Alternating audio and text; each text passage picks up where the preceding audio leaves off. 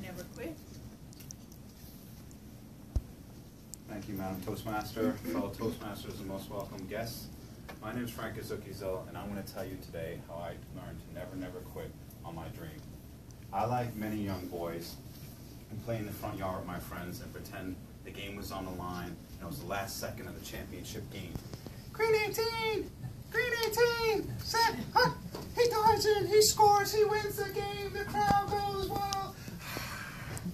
Well, we all have dreams when we're little kids to be an actress, an NFL football player, a filmmaker, a fashion designer, but somewhere along the lines, our peers, our friends, and even our family members say that we can't achieve our dream.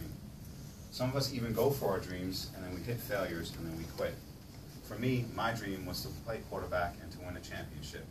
I didn't start playing football until I was in 7th grade.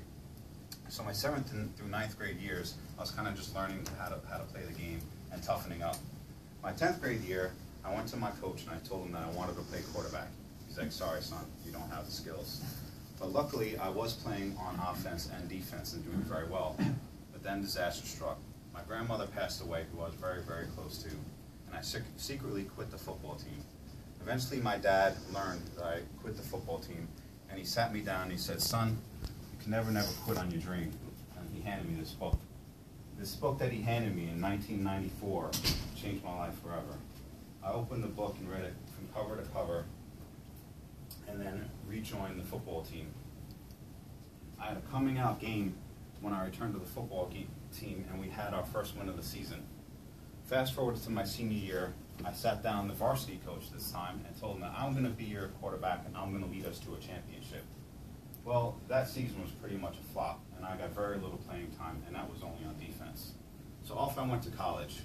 Halfway through my college year, I'm like, you know what, I'm not going to quit on this. So I went into the college football coach's office, and I said, I want to try out for your football team. He said, sure, I'll see you in the spring. Well, I tried out in the spring, and I made the football team. I was so proud of myself. Division I, AA team, and I made the team. Then disaster struck again. Me and my parents had a terrible falling out, and they cut me off, and I never returned to college. I quickly tailspinned out of control. I was living out of my car for a month. Eventually, I looked myself in the mirror and said, Frank, you're better than this. Go do something with yourself. So I joined the Air Force. At my first duty station, the guys who lived in Germany would always talk about the NFL Europe and the GFL, which was like the semi-pro leagues for the NFL Europe out there, and how awesome and how much the Germans were into football out there. Lo and behold, who gets orders to Germany? I do. And my first weekend in Germany, my sergeant picked me up to show me around town. As I get to his car, he has shoulder pads and a helmet. I said, you play football here? He's like, yeah, I play for the GFL. Chills ran down my spine. I said, I'm going to try out for your team. He said, sure, come along. I tried out that year for the Louisenberg Jets, and I made the football team. Halfway through the season, after a lot of hard work and determination, I became the starting quarterback. After 24 long years, I was finally living my dream.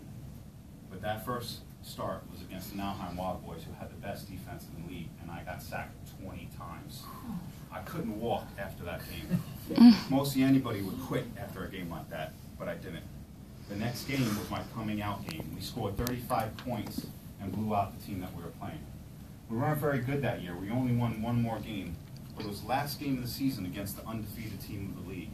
Before the game started, I said, Coach, we got nothing else to lose. We only won one game this season. Can I call my own plays? He said, sure. We scored 45 points and blew out the undefeated team.